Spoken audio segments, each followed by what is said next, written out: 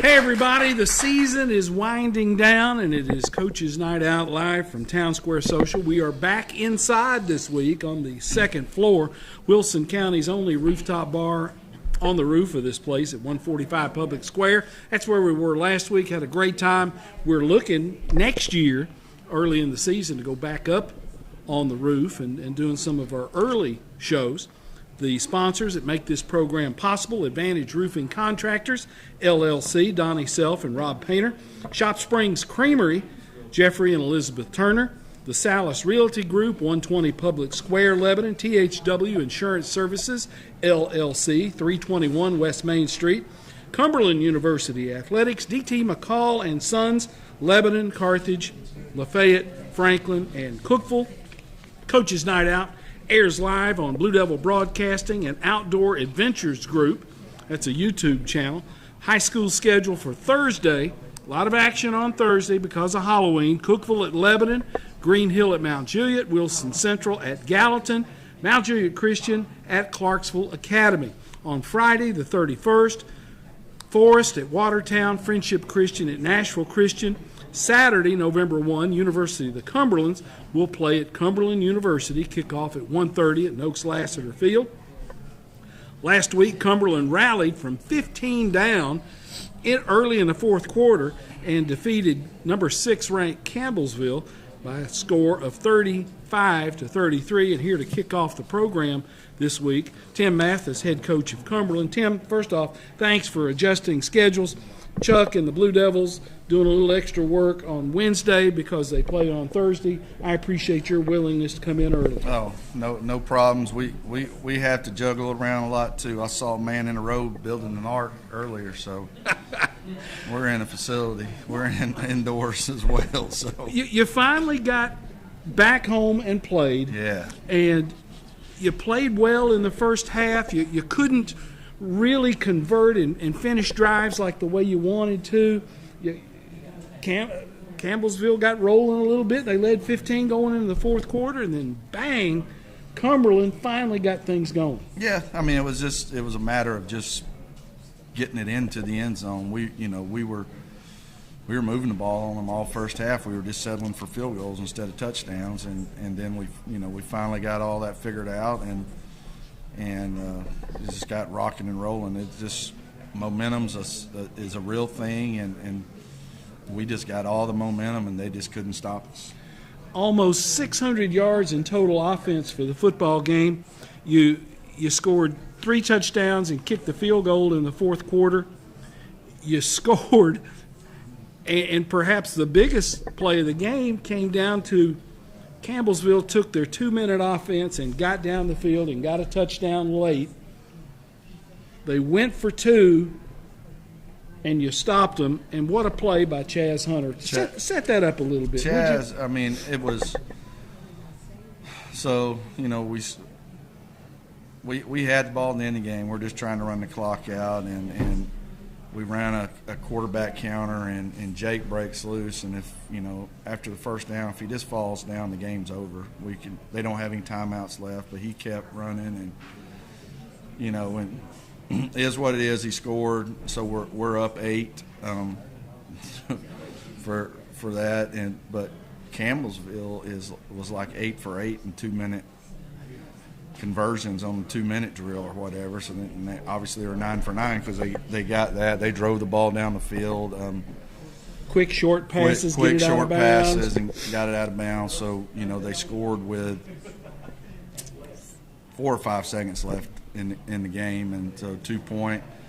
And so they ran kind of they faked outside zone to the left and kind of ran an H reverse around to the right side, and it really looked open on film. It was really open. Held our linebacker right there to get outside, and Eli tried to get out there. He almost got out there too, but Chaz took a step toward the outside zone to the right, but he planted his foot, and I mean that's a teach tape on how you make an open field tackle, and it was basically, I'm going to meet you right before the pylon, and we're going to see who wins this. And Chaz won.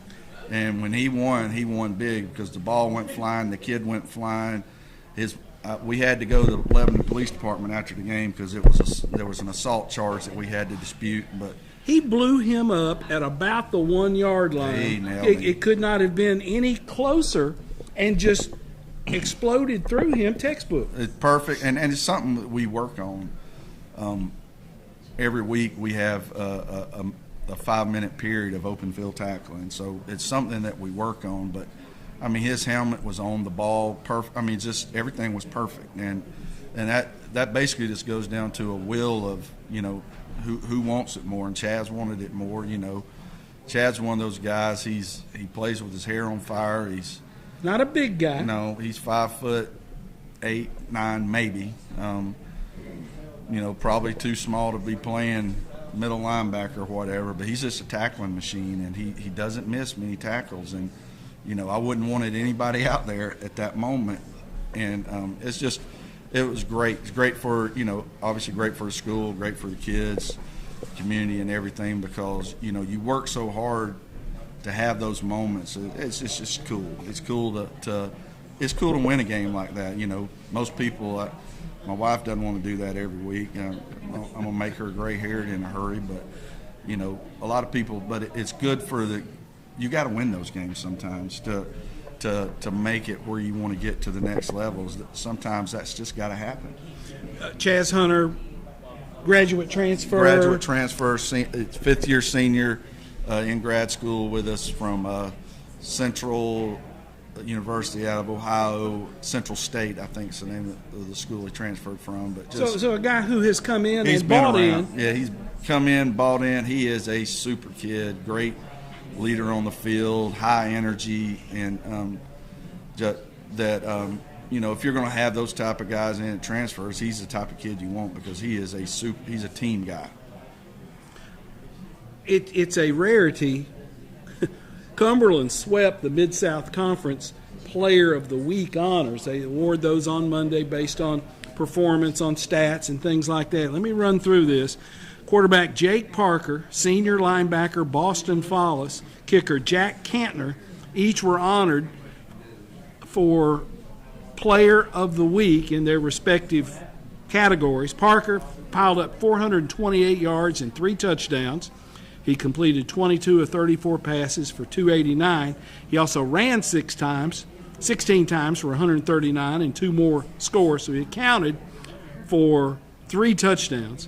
On the defensive side, Boston Follis had 9 total tackles, 6 solo stops, and I remember one picture day a couple of years ago. Follis was there, and it may have been when he was a freshman and was not dressed out. I don't know if his eligibility was cleared or he was completely enrolled or whatever, but I got to talking to him because he had a Brewers shirt on. I said, "So Milwaukee, huh?" I said, "Yeah." I said, "Well, how'd you wind up here?" He said, "Man, I just want to play football." Follis seems like that kind of guy. He is. And he knows he's not the best athlete. Again, he makes a lot of plays just because he plays so hard. He's, you know, I want 30 of them because he just plays so hard, and he's where he's supposed to be when he's supposed to be there. He knows what he's doing. He knows what everybody else is supposed to do. He's like having a coach on the field, and he's one of our team leaders, one of our captains.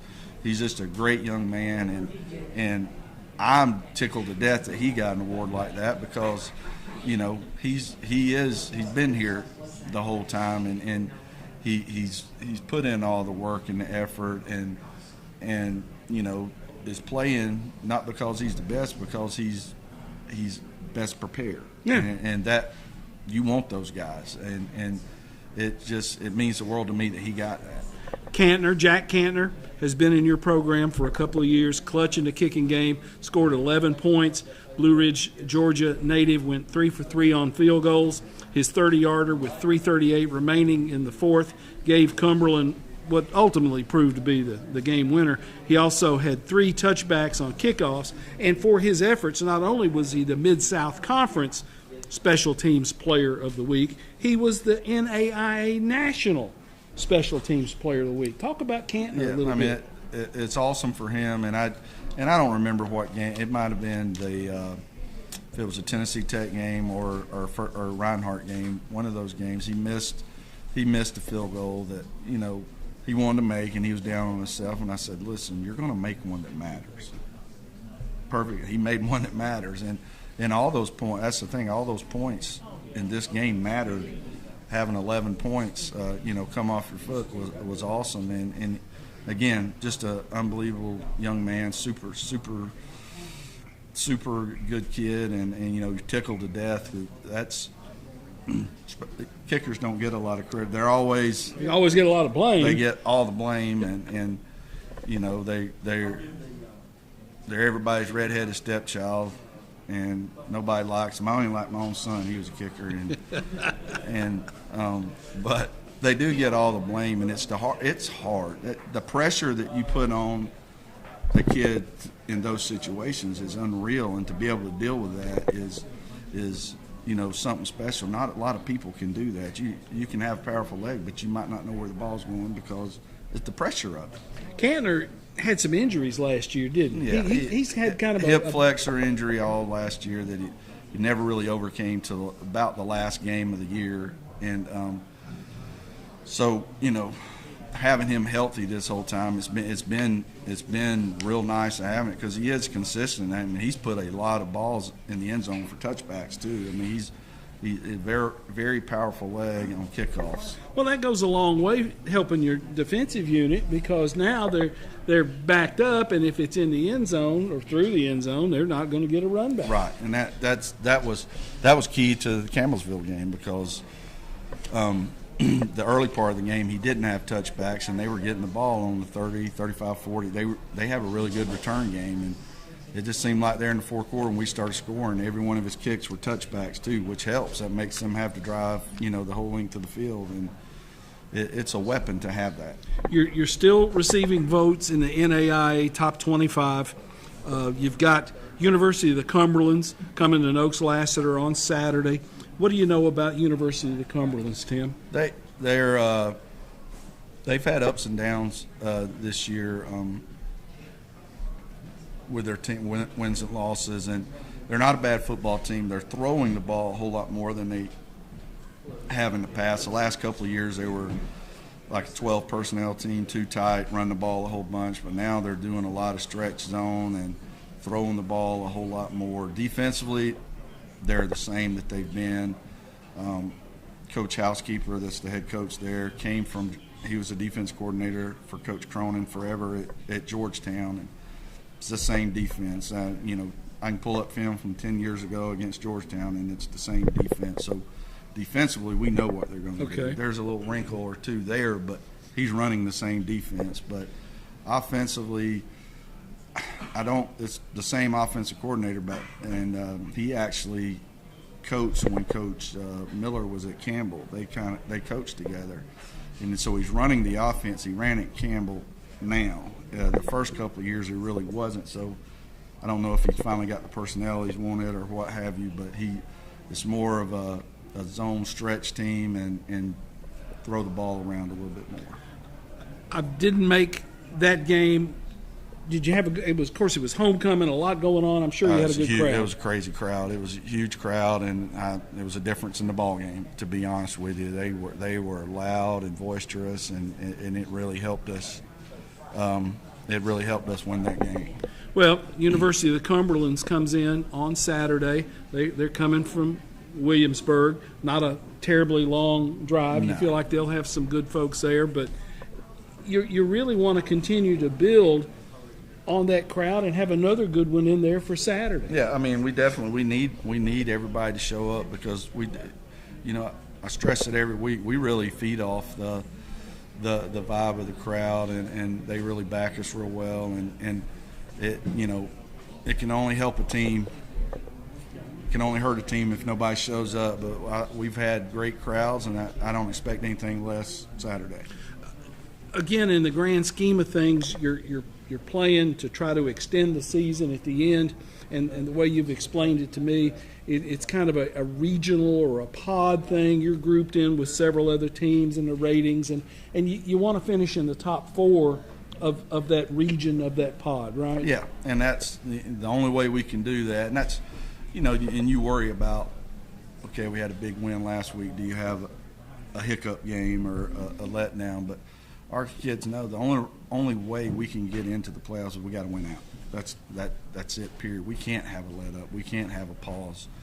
We have to take care of business, and Saturday's the next time we get to take care of business. So, but it is, we got to get, we definitely will be guaranteed if we get in the top 4. I think our region might get 5 in, to be honest with you, but I know the top 4 definitely will get in from our region. So that, that's our goal. And then, if we went out, okay, we control what we can control now, and then it's just up to the selection committee. But we'd have a heck of a resume of beating the number 6 team, who's number 2 in the ARC.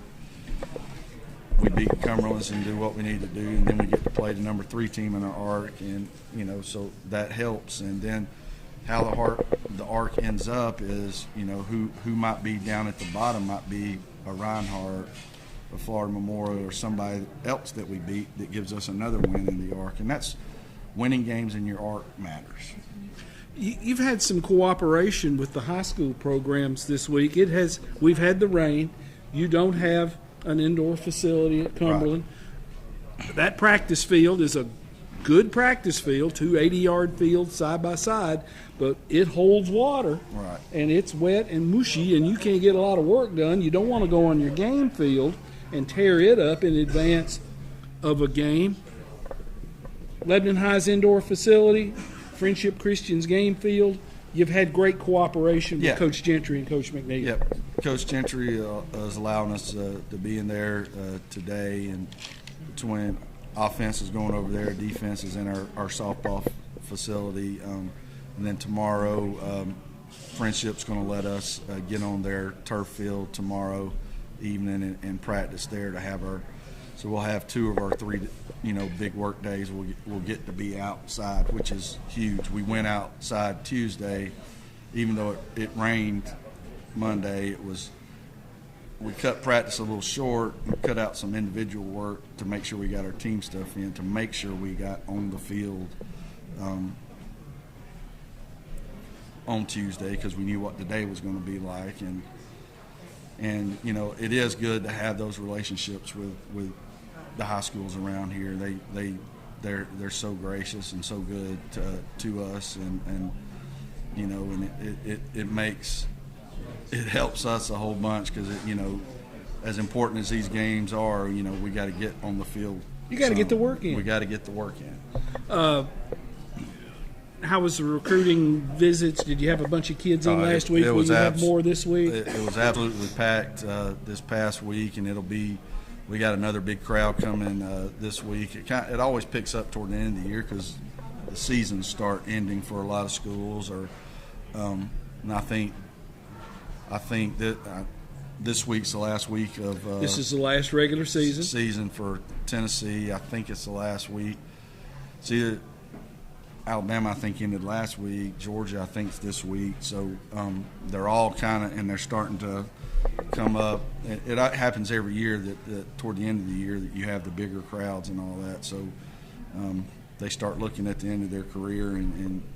But the ones we had there this past Saturday were all just, over the moon about, obviously, the atmosphere. That's what they couldn't believe, the atmosphere. Of course, we do a great job of homecoming.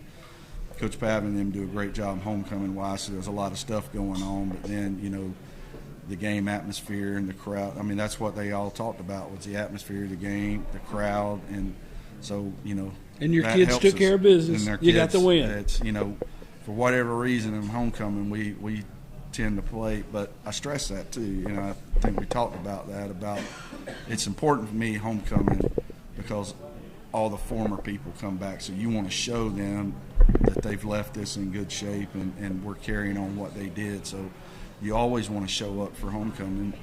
And, in college at our level, you don't really get to pick a cupcake for homecoming. Yeah. And, we really picked a cupcake, number 6 in the country. Number 6 in the country. So, but, that's great, too, because they can see that, we're as good as anybody in the country. Tim, thanks for the visit as always. Have a good game against University of the Cumberlands on Saturday. Thank you. Go Phoenix. Tim Mathis, head coach at Cumberland, with us here. Stay tuned. Chuck Gentry, head coach of the Blue Devils, will be with us after these words.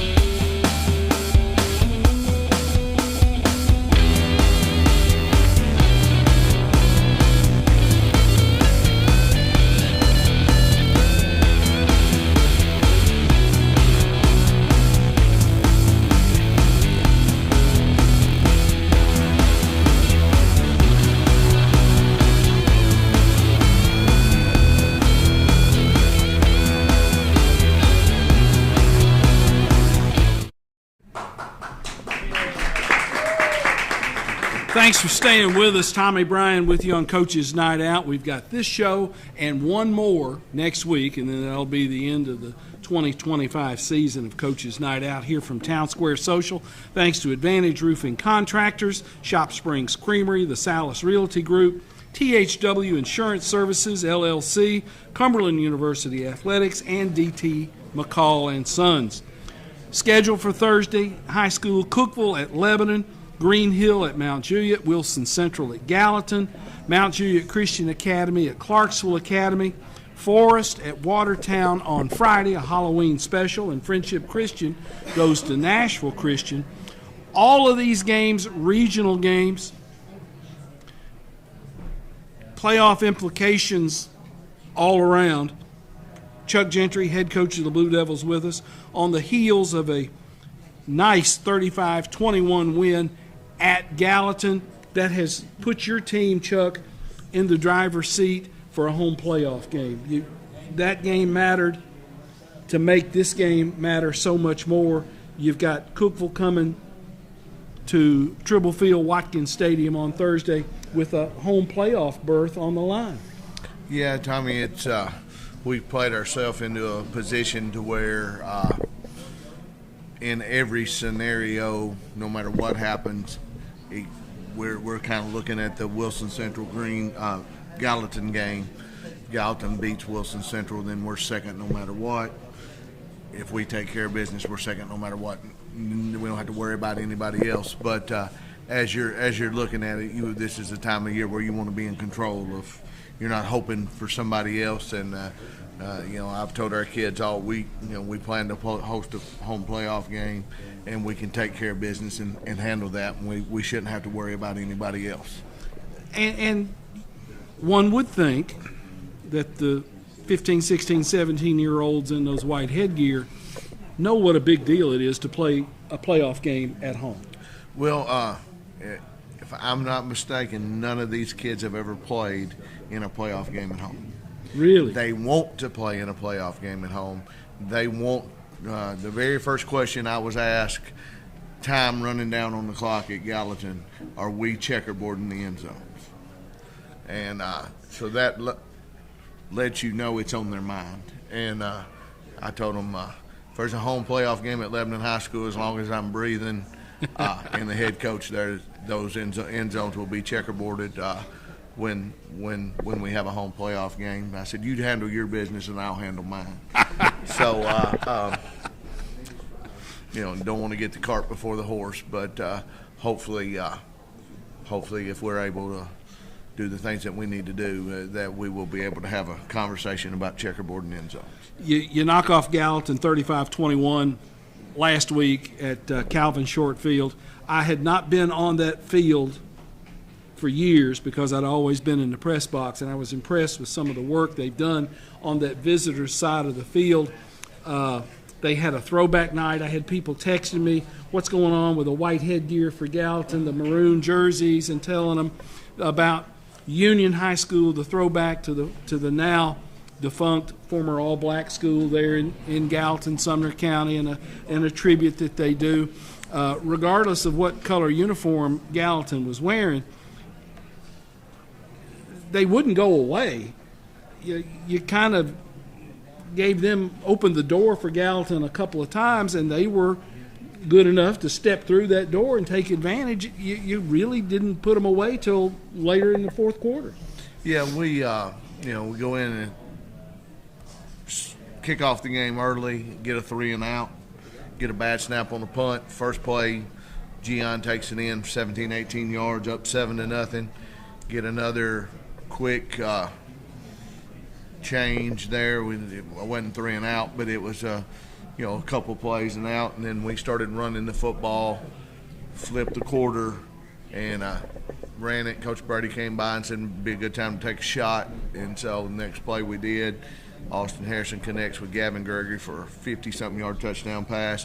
We're up 14-0, go in trying to get a few more points towards the half and couldn't do that, but up 14-0, feel good, get the ball coming out. And the very first play of the game offensively, we lined up in a flanker set with tight end and guard on the one side and guard, tackle, tight end on the other side. Unbalanced flanker set, and Gian ran it in, and we didn't come back to that, the other formation where the flanker's on the other side, until after half. So we had talked about to our sniffer, when we do that, we might have to call out and turn out with our tight end and kick the guy short. So if you do that, scoot in a little bit. Well, when he flopped, he got confused who was the guard and he lined up behind the center. And so we snapped the ball and it hit his leg. Of course, I was chewing the center out, and it wasn't his fault. I had to apologize, and then I chewed the sniffer out, and then I chewed the quarterback out. You got to understand, and Brecken has been playing sniffer for us for 2.5 years and has done a wonderful job, and a lot of the yards that Gion's got, he's following him. So I quickly went and said, it's okay. But offensively, we gave up 7 points, and then we go up 21-7, get it back, and that's when Gian had landed on his shoulder after the long run on the first or the second 80-yard drive, or however it went. And so Deontay Wilson comes in and scores, and we get the ball back. Defense gets us the ball back, and I was trying to give Gian a break, and Coach Gentry gave up 7 points, and I yelled at him. And after that, we kind of got calmed back down and got underway, and they had basically one drive offensively where they adjusted to what we were doing, and we misfit one long run and missed a tackle. But besides that, pretty much held them in check. And then offensively, we controlled the ball, controlled the clock, and was able to salt the game away. And if the offense doesn't give them 14 points and help them, it's a much easier, more comfortable game. However, maybe we got that out of our system, and we'll do a little better this week. 4 80-yard scoring drives. And that was set up because Gallatin's kicker would kick the flipping football into the end zone or through the end zone, but you had 4 80-yard scoring drives. Yeah, that's hard to do. Well, we talk all the time about what a weapon it is to have a kicker that can make you go 80 yards. And if you can do it once in a high school football game, you're doing good. But the percentages and the analytics and the numbers tell you if you hit the ball on the 20-yard line, your chances of scoring are small. And to be able to and we had 1 or 2 big plays, but most of them are 10, 12, 25, 3, 16, play, different yardage, different play drives that all end up in us keep having to snap the ball. But I'm pretty proud of that we could function at a level. And again, we do that by the guys up front, the tight end and sniffer, and those wideouts being able to block and us being able to turn around and hand it off to 17 for 30 times. 252 yards, I believe he had. The fifth highest rushing total in a single game in the modern history of Blue Devil football. And maybe it's an optical illusion, Chuck, but it seems as though Gian gets stronger the more carries he gets. Well, or the defense gets less liable to want to tackle him, maybe. I think that may be a little bit of it. And he gets in a groove and he starts feeling, somebody asked me, well, what were you running on the phone the other night? And I said, we literally lined up and run one formation, motion, and play probably 14 times. I said, we had the ball on 4th and what we thought were 4, but it was 4th and 2. And I'm sitting there talking to our defensive staff, and do we want to punt it? Do we want to go for it? What do we want to do? And me and Fry are talking, and I turn around and I look at the kids, and every one of them are shaking their head like, let's go. And very, very rarely could you convince me to walk into a group of 16-ish year olds and for me to ask them, do you want to go? What formation do you want to run? Do you want to go in motion? What play do you want to run? Well, let's go get the first down. And, everybody in the huddle said, let's give it to 17. Let's run the same play we've been running, and let's go. And, he is hard to tackle. But once he is moving downhill, he's extremely hard to tackle. And again, so there's times when he's running through there and not getting touched till he gets to the second level. But there's times when they're hitting him in the backfield and he's still going forward. Coach Fry was, a lot of times he don't watch the games, and he said, I was watching the game and they penetrated one time and hit him in the backfield, and then the linebacker hit him, and then the safety hit him, and 25 yards later we've got a first down. And, that's a testament to him. Some of it is a testament to the guys getting in front of him and going, but all together with us being able to hit a long one the other night and then sprinkling in some other things, and Austin Harrison having a good night running the football. And I wanted to talk about that. You got him out on the edge a little bit, and he showed some savvy setting up blocks and cutting in and out and weaving, scored a 40-yard touchdown. He is a good runner. That's the best thing that he does, but due to circumstances and things, we have not run him very much. We need him to play quarterback and be the leader of our team and do those things. So we have others that can run the football, so we've not asked him to do that very much, but he's very, very capable. And like you said, we had ran one play one way and the other play the other way. So Gian was not in the game, and Deontay Wilson was in the game. So we did something a little different that we hadn't practiced with the motion, and put the tailback on the other side and let the quarterback run it where the tailback would normally run it, and got an extra blocker.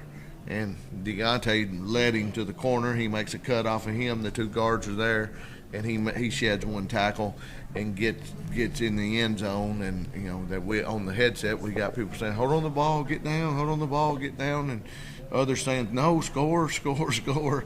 And I actually thought he was down on the one. We have a different personnel group and running out because I was going to snap it fast where they wouldn't have time to, and then they come in and I had to get them back off the field because they called it a touchdown. But he can run the football well, and as we go forward, maybe that's something we do a little more to help our offense, is to let him get more involved in the ground game.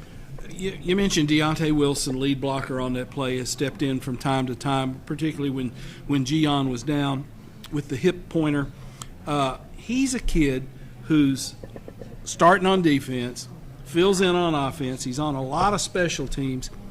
Just kind of typical of that, and he's a junior, and a work ethic guy that you have that's getting it done. And I just being around him and the guys, I don't feel like he cares if he gets the ball or not. He just wants to win football games. We've got several of those lunch pail mentality guys that are there every day, never complain, never fuss. They're not always perfect. They're not always right, but they are there. They are 100% bought into what we're doing. Yeah, they like the ball, but they don't care. Give it to 17, I'll go block for him. Give it to 2, I'll go block for him. Deontay scored a touchdown, and they were messing with him about scoring the touchdown, and he said, "Yeah, Gian left me 1 yard." And so, but we gave the Farm Bureau. Jordan Graves gives us the Player of the Week ball every week, and Jay Bird Stafford got it 1 week. A couple of weeks ago, we gave it to the whole offense when we had 400 and something yards against Wilson Central. But Abram Thompson took it home for moving from tight end to tackle and being unselfish. Today, Sherrell Simpkins got it for the Gallatin game. He's leading us in tackles for the year. You wouldn't know Sherrell's in the room unless you pinched him. But when we're out there on defense, he's out there making calls, making checks, doing what he's supposed to, being steady, playing special teams, playing in our heavy package on offense, and he shows up every day and is working and wants to win. And I've noticed Sherrell, he will check with Fry last second, are we in the right place? And if there's a change, he's that communicator over there on defense. Him, Deontay, Wilson, John Binion, all three doing a great job of getting us lined up, communicating, doing. Carter McPeak's in there.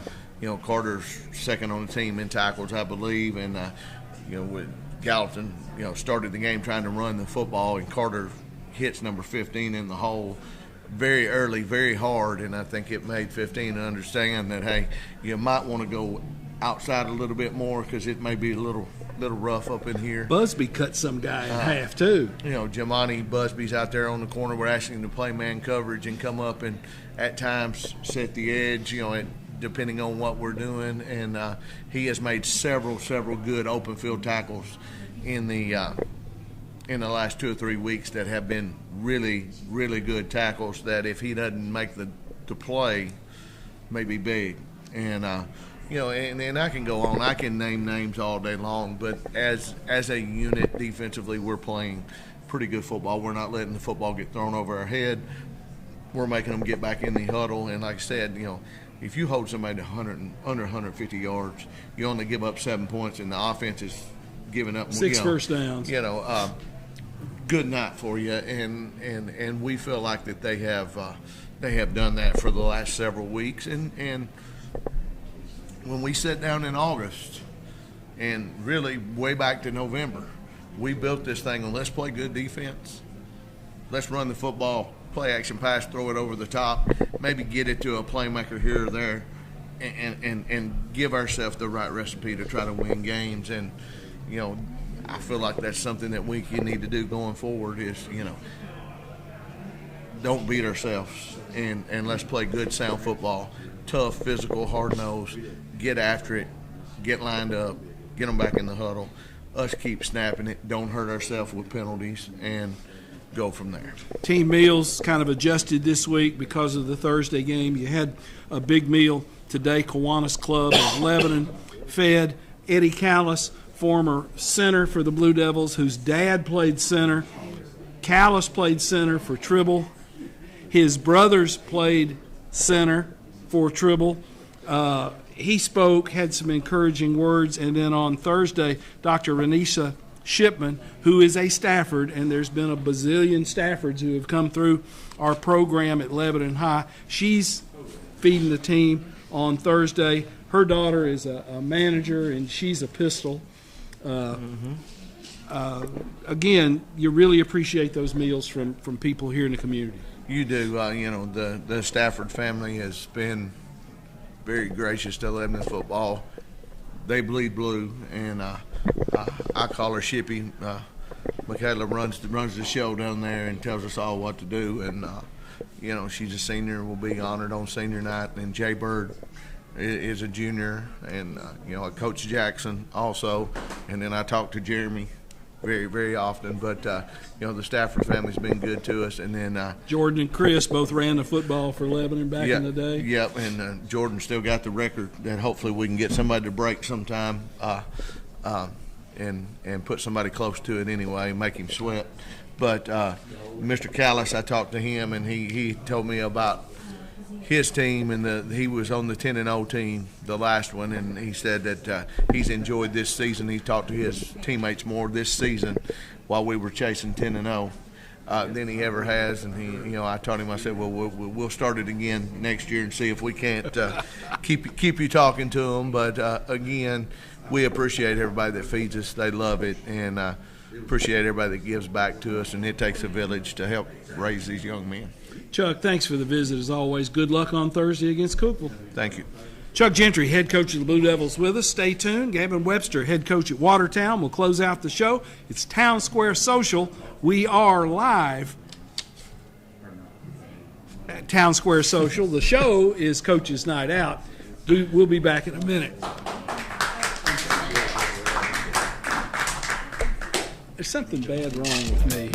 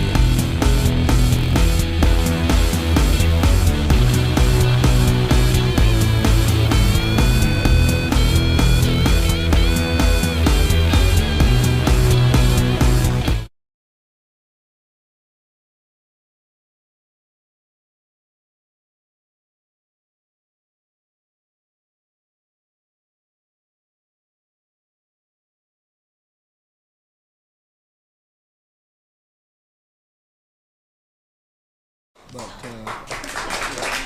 we'll say we don't play tomorrow night. So you got another day. Yeah, I got another day.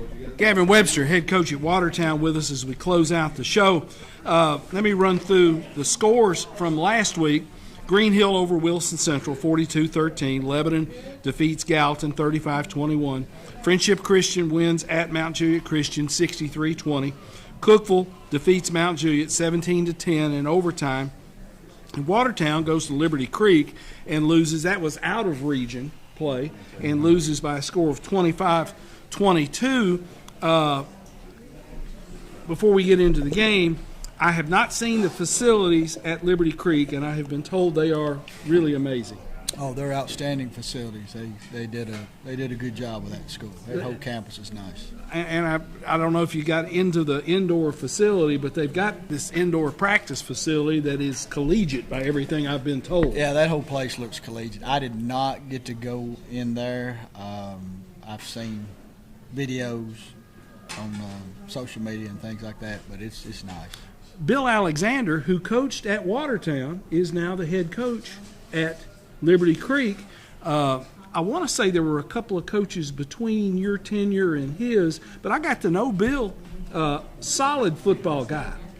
Yeah, I think we were talking about the other night. It was 90, my year is right, 94, 95. I think that's when he was there. or maybe 95, 96, because then Coach Swafford, I've been 94, 95, because then Okay. Swafford was there, and then because Winston was took over in 97, Swafford was there in 96. So he was there in 94, 95. And that's when I first got started. I was doing some student teaching. Okay. And I helped him one spring. I think it was that last year he was there in 95. Well, remind me to tell you a Don Franklin story when Coach Alexander was the head coach. Okay, when we get off the air, I'll tell you that I story.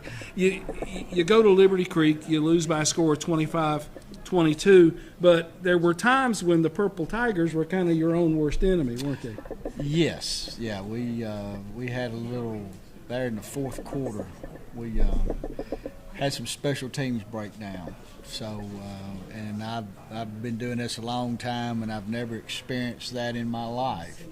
And I got to experience it the other night. Don't want to experience it again. But it was unfortunate what happened, and not only happened once, but happened 3 times in a row. Were they pooching their kickoffs? Yeah, they The pooched. angle? Yeah, they pooched. Pooched 2 of them, and the third one was onside, entire sideline. Wow. So, again, if you come out of any of those 3, you've got a real good shot of winning that football game. Yeah, I mean, and the way it ended up, we get beat 25-22, and we still had a shot to win that ball game. Because we. Best of my collection, I'm trying to remember exactly how it went down, but we were down 10. We were down 10-8 at half. We come back out, scored. Should have made it. We had to go for 2. Made it 15-10. And when we scored, we kept the ball. If I'm not mistaken, we had to kick off to them in the third. They were up 10-8. We had to kick off to them. They turned the ball over on downs. We get the ball back, and we kept it the rest of the third quarter and scored first play of the fourth quarter. So we kept it. I don't know the actual time, but when we got it, we kept it the rest of the time. And then when the fourth quarter, we switch ends, and we wound up scoring there on that first play, made it 15, made it 15-10. We kick off to them. I think this is right. They go down, score. They went for 2, so they were up 16-15. And here's where it goes. They onside kick, pooch kick. They get it. They score, make it 22. They score. I don't know how many plays it took them, but made it 22-15. They pooch it again. They get it. We do hold them to a field goal. They're up 25-15. And then the onside kick. And they get that one. We do get a turnover. We cause a fumble. Okay, defense come up with a turnover. And we get the ball, and we take it down and score. And so it's 25-22 at that point. We onside kick it. I felt like we should have come up with it. We had several people around it. We were unfortunate did not come up with it. So, we were thinking, if we can get the ball right here, we're going to get it midfield. And there was probably less than 2 or 3 minutes left in the ball game, if there was that. So they take the ball and then wound up. I guess it was less than 2 because they wound up needed out and beat us. But we still had 2 or 3 timeouts at that point. So we felt pretty good. Onside kick, hey, let's get it and get the ball at midfield and let's go down, score, win this. So. Well, again, there has to be that's got to be frustrating because if you make a couple of those plays, you're going to be in good shape. Mm-hmm. Yeah, yeah. It was unfortunate. We went back to work this week, got it corrected, and shored up the mistakes, and we'll see. We'll see Friday night if we get it corrected, because I would think somebody watch that film, they're gonna try us again. Well, again, not a region game, Yeah. and a learning point, but a painful one at that. The important game as I looked at the scenarios, Watertown is in the playoffs. Yes, we're This in. game is for playoff positioning, and if things fall a certain way, you could get a home game in the playoffs, right? Yeah. If we can, if we can win Friday night, our chances increase highly about getting a home playoff game, wind up second. If we can win, and if Sequatchie beats Giles, then we've got second wrapped up. What does Forrest bring to the table, Coach? What have they got? Forrest got one of the best running backs in the state. I know we were talking the other day. I think he has already rushed over 2,000 yards Good at this grief. point. Sophomore, number 13. I don't know his name exactly, but I know he's fast. And they try to get him the ball as much as they can, whether they spread him out and throw it to him, or put him in the backfield and just hand it to him. But he's a very fast young man. So are they a shotgun spread Yeah. team Yeah, and they just are. trying to Yeah. get him the Yep. ball all Yep. over the place? Yep.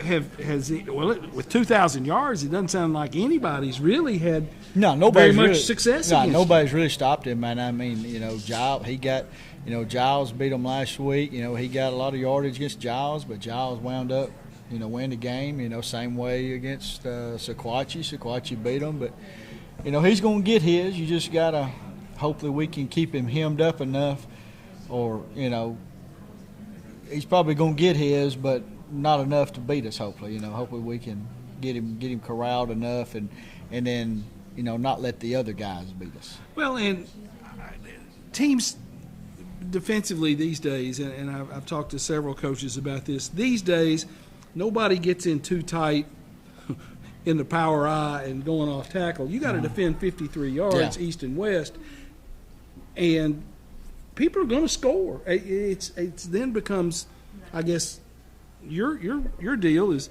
score when you get opportunities and try to take the ball away a couple Yeah. of times and Yeah. get a couple of stops. Yeah, that's the case. You want to, you got to be able to create turnovers. Defensively create turnovers, and offensively don't make those turnovers, and make them defend the whole width of the field and the length of the field, and come out a winner. How has, of course, today's Wednesday. You had Monday, Tuesday, and today. A little sloppy and a little wet. Tuesday, today. How has your team practiced? Have you had to go inside in your indoor? Yeah, we went inside Monday and today. We was outside yesterday. Okay. So we was able to get out yesterday. Were you able to get some good work? Yeah, got a lot of good work in yesterday, and I feel like we got good work when we go inside. Now granted we can't work a lot on the passing game, defensively or offensively, but we got quite a bit of work when we was out there Tuesday because we was anticipating. excuse me, we were anticipating not being able to get out today.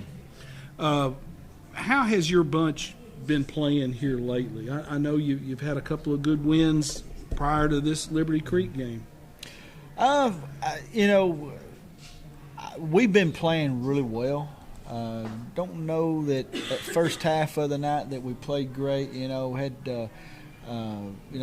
some miscues on both sides of the ball. Obviously the special teams and that's what I was saying. That's what was more the shocker than anything, because our special teams has been good all year long. Whether it's kickoff return, kickoff coverage, punt return, it's been good all year long. So for that to happen the other night was kind of like a head scratcher. We haven't done that all year long, and it's been those same people. So hopefully we got that corrected.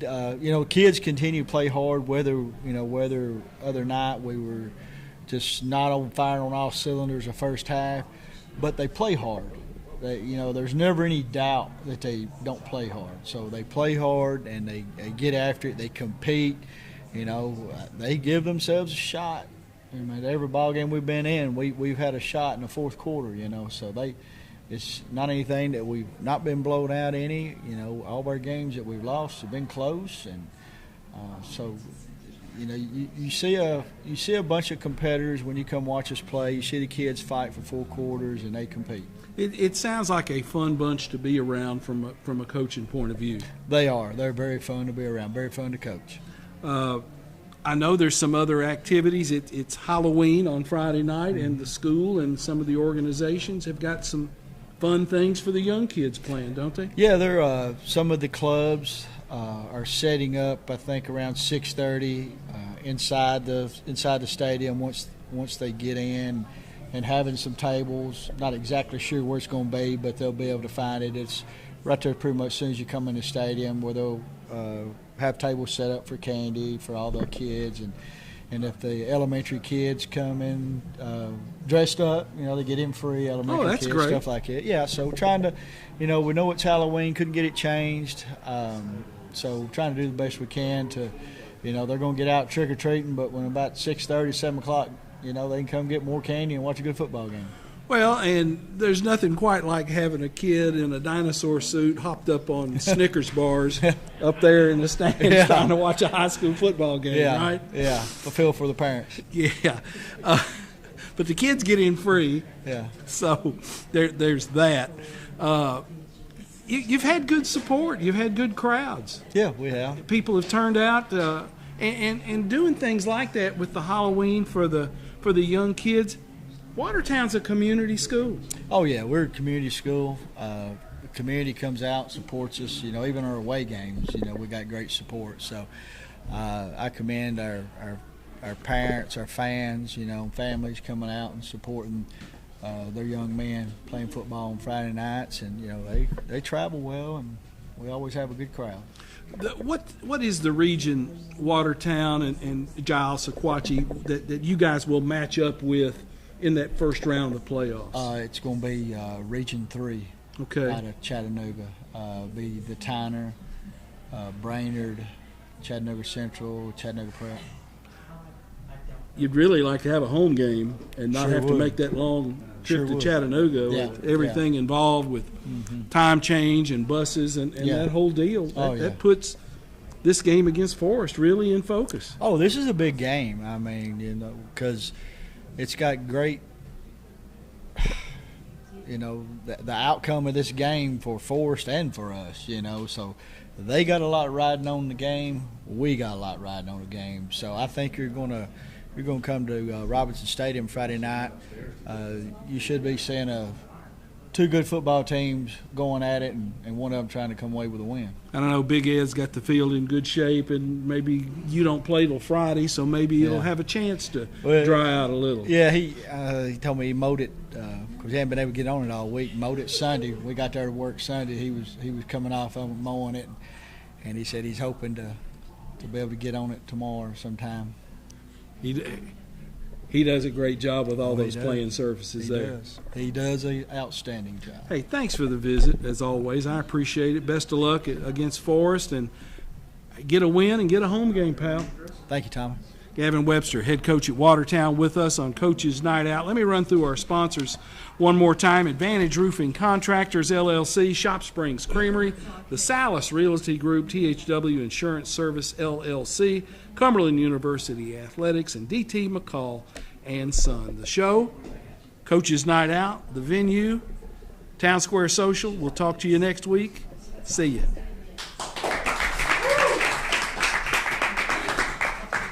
It's Coach.